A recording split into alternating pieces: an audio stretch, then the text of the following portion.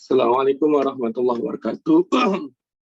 Selamat pagi, siang, atau menjelang sore atau malam bagi para eh, pemirsa hadirin.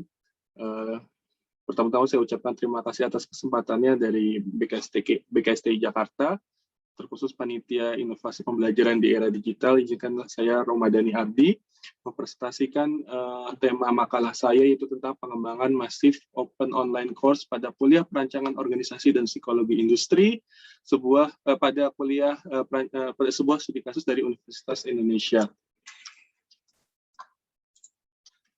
Oke, ini isi presentasi kali ini. Jadi kami akan memaparkan konsep umum dari MOC dan kemudian bagaimana MOC di UI dijalankan.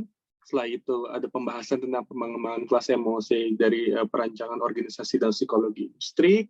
Kemudian kami akan sedikit analisis atau jelaskan tentang kendala dan tantangan dalam kelas MOC, pengembangan kelas MOC, perancangan organisasi dan psikologi industri. Terakhir kita masuk ke bagian penutup. Jadi menurut Porter tahun 2015, MOC adalah specific online course that is openly available to unlimited number of participants, that is free of charge. It is also a form of online learning, and MOC use educational technology in order to function. Jadi ada beberapa kata kerja di sini yang merupakan bagian penting dari MOC. Yang pertama adalah masif.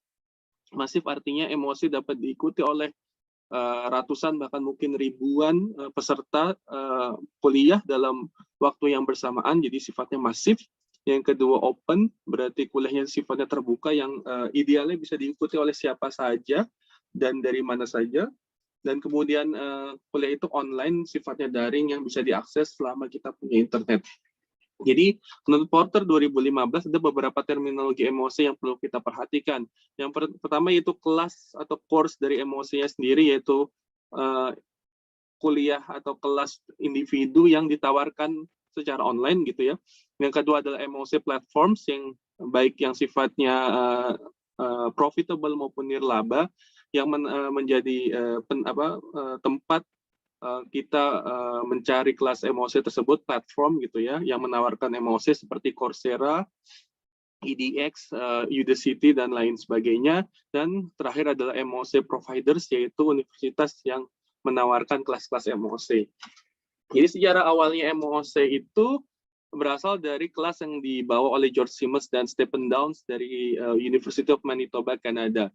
Jadi mereka, terutama George Simmons itu merupakan peneliti tentang kognitivism, dan mereka mengajar kognitivism dan cognitive knowledge pada tahun 2008. Nah, kuliah itu tadinya hanya diikuti peserta 25 orang, dan karena para pengampu mata kuliah ini ingin mengetes kognitivism dalam tataran praktik, maka kuliah ini dibuka secara online dan secara mengejutkan diikuti hingga 2.200 orang peserta, sehingga ini menjadi cikal bakal pertama dari keberhasilan MOC. Nah, kalau kita lihat model bisnis MOC, maka kita akan lihat klasifikasinya dari yang pertama sifatnya profit atau non-profit, dan kemudian seberapa gratis, jadi degree of seberapa derajat ke aksesnya gitu ya. Yang ketiga adalah biaya yang harus dikeluarkan untuk certification dan institutional credit, jadi bisa nggak transfer credit. Nah, jadi kalau kita lihat dari MOC yang dikembangkan UI sekarang ini sifatnya masih tentu saja non-profit, terus kemudian free to access-nya sifatnya parsial, jadi hanya orang-orang yang eligible yang bisa masuk. Tentunya ada syarat-syarat tertentu yang tidak memberatkan, tapi tetap harus ada syaratnya, dan ada kalau ingin mendapatkan certification-nya berarti harus tetap membayar, dan institutional credit-nya parsial, jadi belum tidak semua kuliah bisa ditransfer kreditnya. Oke, jadi ini platform atau LMS dari MOC di UI, yaitu menggunakan idols.ui.ac.id yang merupakan pengembangan dari LMS sebelumnya yang bernama EMAS. Jadi MOC ini idols ini merupakan di balik layarnya ya, di mana pengampu mata kuliah bisa mengembangkan kuliah MOC dari kelas-kelas yang mereka miliki. Jadi ini alur penyelenggaraan MOC, jadi ada beberapa pihak yang terlibat, yaitu Fakultas Penyelenggara sebagai pelaksananya, kemudian ada DPSDV yang sebagai pengelola, yang mengakses kelayakan dari kuliah, apakah bisa dijadikan kuliah MOC atau enggak, atau kita sebutnya dengan mudah MOOCs. Ada juga CIL atau Center for Independent Learning yang menawarkan MOC ke publik gitu ya.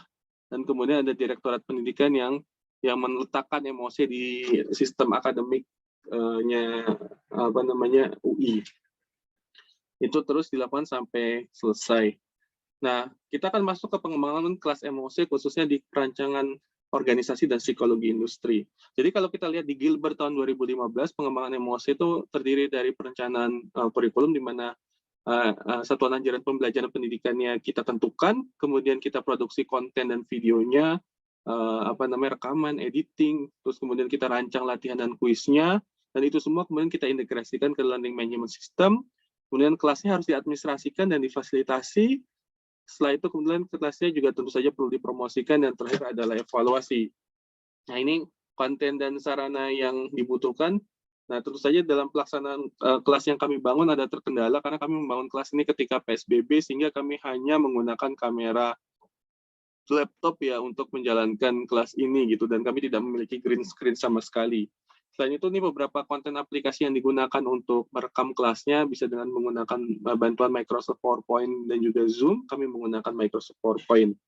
Nah, terus kemudian kita juga ada isu yang harus kita perhatikan, yaitu masalah slide ya, karena slide itu dari diskusi yang kami lakukan di UI bahwa akan lebih baik kalau berhati-hati menggunakan slide yang memiliki copyright alias slide-slide yang didapat dari buku teks ya, karena akan lebih aman kalau tidak menggunakan copyright. Terus kami juga membuat video 8-10 menit per videonya.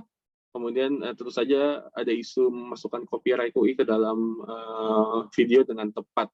Kemudian narasinya juga perlu dikembangkan gitu ya di dalam pembelajaran, karena harus ada guidance buat mahasiswa belajar dan harus ditempatkan di LMS dengan tepat hingga nanti mereka dapat menyelesaikan pembelajaran. Nah, untuk kuliah ini, perancangan organisasi dan psikologi industri, kami menggunakan buku Organizational Behavior dari Moorhead, Griffin dan Moorhead, dan juga dari Robbins and Judge.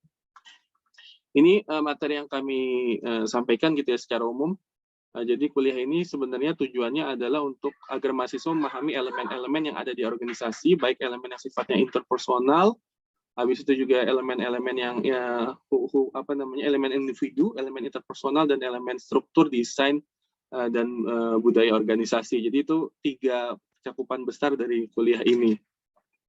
Jadi kalau kita lihat pengembangan konten juga kita akan sedang membangun kuis. Sekarang ini sedang dalam proses membangun kuis. Jadi kuisnya sifatnya sumatif ya, untuk memberikan grade akhir gitu. Selain itu juga ada isu pengembangan konten video. Ini beberapa teknis dari pengembangan konten video yang ada di Universitas Indonesia dan beberapa tutorial-tutorial yang bisa diakses via YouTube. Nah, ini contoh video yang sudah kami bangun ya dan kami tempatkan di YouTube agar bisa kemudian dikoneksikan dengan LMS. Nah, bagian sebelum terakhir ya, kendala dan tantangan dalam kelas MOC ini, yang pertama adalah tentu saja masalah sarana dan prasarana. Jadi kami mengakui bahwa kelas yang kami bangun belum setting yang dibangun untuk rekaman juga belum profesional. Kami tidak memiliki ruang yang kedap suara dan kemudian ideal untuk pencahayaan. Terus juga teknologi yang kami miliki, smartphone, laptop, sama mic yang ideal gitu juga belum ada.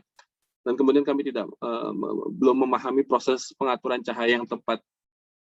Selain itu juga adalah penyiapan PPT dan video gitu, karena dikerjakan secara mandiri, jadi tidak memungkinkan untuk menyewa pihak ketiga, dan kami melakukan presentasi secara impromptu gitu ya, tidak membuat naskah. Kemudian harus membuat slide presentasi dari nol untuk menghindari isu copyright, sama kemampuan editing video yang relatif amatir. Dan juga kendala dalam penyiapan narasi pembelajaran begitu ya, karena membangun animasi atau gamifikasi dari kuliah juga itu membutuhkan keterampilan yang khusus, dan kami belum sampai pada level itu gitu. Dan juga kesulitan membangun format penilaian yang efektif dan efisien. Baik, jadi ternyata memang pengembangan kelas MOC membutuhkan tim dengan deskripsi kerja yang spesifik, sehingga butuh orang-orang profesional yang terjun langsung di situ dalam hal-hal yang di luar kemampuan pengampu mata kuliah, sehingga diharapkan ke depannya MOC bisa berjalan dengan baik. Demikian presentasi dari saya. Mohon maaf jika ada kesalahan. Mohon maaf. Assalamualaikum warahmatullahi wabarakatuh.